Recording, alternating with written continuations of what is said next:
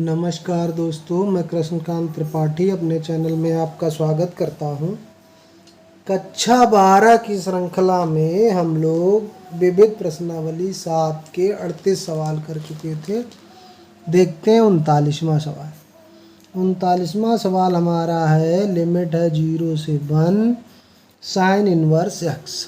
अब हमें पता है कि इनवर्स फलनों का जो है समाकलन नहीं होता है, तो क्या कैसे करेंगे? तो करेंगे ये कि इसके साथ में एक गुणा मान लेंगे कि एक तो सभी के साथ गुणा हो सकता है। एक का गुणा करने पर संख्या में कोई प्रभाव नहीं पड़ता। अब जिसका समाकलन नहीं होता है उसका तो पहला फलन, और जिसका समाकलन कर सकते हैं उसको दूसरा फलन मान के खंडशः समाकलन द्वारा इसको करेंगे। तो कैसे करेंगे इसको? अब प्रथम फलन हमने माना है साइन इनवर्स एक्स को, द्वितीय फलन है एक, उसका समाकलन एक्स हो जाएगा। लिमिट कितनी है? 0 से 1 माइनस फिर 0 से 1 जो प्रथम फलन होता है उसका अवकलन लिखेंगे और द्वितीय का समाकलन करेंगे। अब इस पार्ट में अगर हम 1 माइनस एक्स स्क्वायर बराबर टी मान लें तो 1 का तो 0 हो जाएगा, माइनस 2x dx बराबर dt हो जाएगा। लिमिट चेंज कर लें, जब x बराबर 0 है, यहाँ पे 0 रख देंगे तो 1 माइनस 0 यानी कि t बराबर 1 ही हो जाएगा। जब x बराबर 1, यहाँ x की जगह 1 रख दें तो 1 का वर्ग भी तो 1 ही होता है। 1 माइनस 1 हो गया 0, यानी कि t का मान हो गया 0। अब यहाँ लिमिट लगा दें तो ये हो गया sine inverse 1 into 1 minus sine inverse 0 into 0, और ये हो गया, लिमिट हो गई हमारी 1 से 0। इसको हमने t मान लिया तो, और x dx की जगह पे माइनस 1/2 आ जाएगा, तो यहाँ प्लस कर देंगे 1/2, ऊपर dt हो जाएगा अपान t की पावर 1/2। अब सबके मान रख दें, साइन इनवर्स 1 यानी कि π/2, 0 0 हो गया, प्लस 1/2, टी की पावर 1/2 यानी कि टी की पावर माइनस 1/2 ऊपर है। अब उसका करेंगे समाकलन तो 1 जुड़ता है घात में, माइनस 1/2 प्लस 1, लिमिट 0 से 1 रहेगी, तो ये रह गया π/2 प्लस 1 माइनस 1/2, तो 1/2 ही बचा, ऊपर जाएगा 2 हो जाएगा, t की घात 1/2, ये कैंसिल हो गया। और यहाँ लिमिट लगा देंगे 0 से 1, तो 1 से 0 है, 1 से 0, तो ये हो गया हमारा π/2 प्लस, पहले अपर लिमिट 0 की पावर 1/2 यानी कि 0 ही रहेगा, माइनस 1 की पावर 1/2। अब 1 की पावर कितनी भी हो तो उसका मान 1 ही रहता है, तो π/2 माइनस 1, यही हमको प्रूफ करना था। तो ये हमारा सिद्ध हो गया। सवाल अगर आपकी समझ में आया है तो वीडियो को लाइक कर दीजिए, चैनल को सब्सक्राइब नहीं किया है तो सब्सक्राइब कर लीजिए, बेल आइकन ज़रूर दबा दीजिए ताकि मैं वीडियो डालूं और आपको नोटिफिकेशन प्राप्त हो जाए। 40वां सवाल, हमको योगफल की सीमा के रूप में इसका समाकलन करना है। तो योगफल की सीमा का सूत्र क्या होता है? 2 सूत्र मैंने आपको बताए थे। एक उनमें से ये था कि अगर a से b लिमिट हो और कोई फलन f(x) है तो उसका समाकलन limit h tends to 0, h bracket में एफ ए प्लस एच और डॉट डॉट ऐसे बढ़ता चला जाएगा एन पदों तक, ए प्लस एन माइनस 1, ये एक संख्या है, इंटू एच, ये होता था सूत्र। तो यहाँ पे हमको पता है कि एफ एक्स का मान क्या दिया हुआ है, ई की पावर 2 माइनस 3x।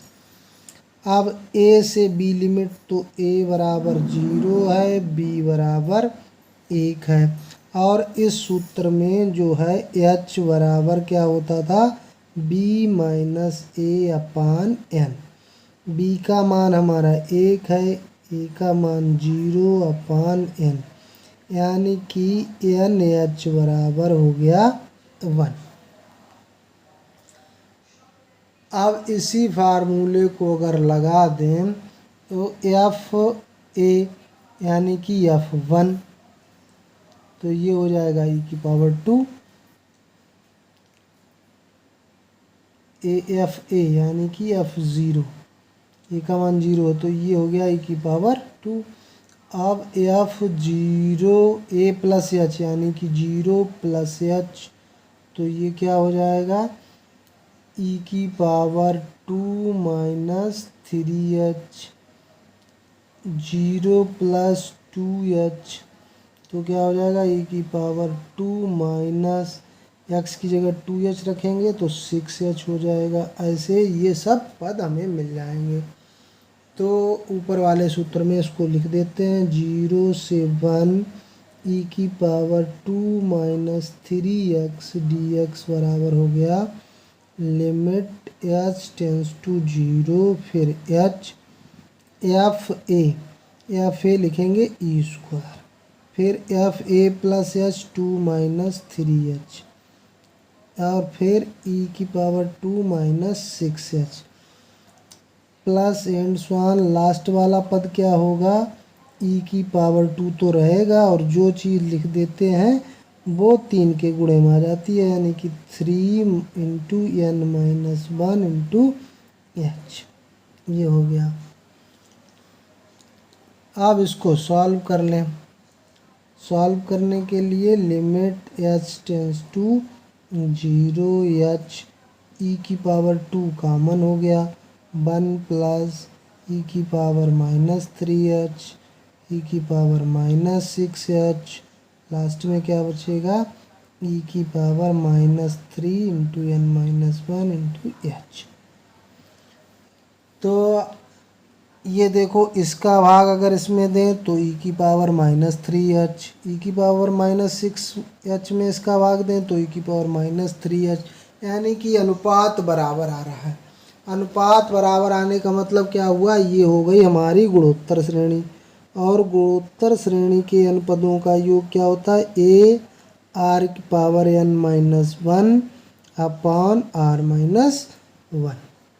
यही फार्मूला इसमें लगा देंगे तो ये सवाल हमारा हो गया, limit h tends to 0, h e की पावर 2, फिर ये हो जाएगा ए की जगह पे कितना है 1, आर कितना है ई की पावर माइनस 3h, और इसकी पावर n, तो पावर पे पावर गुणा ही हो जाएगा, माइनस 1 अपान ई की पावर माइनस 3h माइनस 1,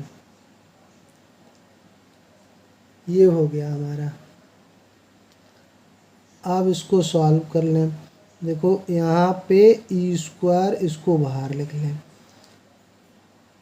ई की पावर 3NH है, और NH का मान हमारा क्या आया था, NH का मान आया था 1, तो ये हो गया ई की पावर माइनस 3 माइनस 1। अब हम लिमिट को यहाँ पे लिखे दे रहे हैं, limit h tends to 0 minus 3h और ई की पावर माइनस 3h माइनस 1, ये तो था नहीं, इसे हमने अपने पास से लिख दिया, तो इसका गुणा किया तो इसी संख्या से भाग कर दें। कोई अंतर तो नहीं पड़ा। अब जो ये मान होता है लिमिट s टेंस टू 0 यानी कि लॉगरिथम में होता है e की power h minus 1/h limit s tends to 0, ये क्या होता है लॉग e, यानी कि बेस e होता है, यानी कि क्या मान हो जाएगा 1। तो इसकी जगह पे हो गया हमारा e स्क्वायर e की पावर -3 - 1 इंटू 1, और ये h और था, h नहीं लिखा, h और -1/3h, h कैंसिल। अब -1/3 इसका अंदर गुणा करेंगे तो e की पावर -1 माइनस ई स्क्वायर, ये हो जाएगा।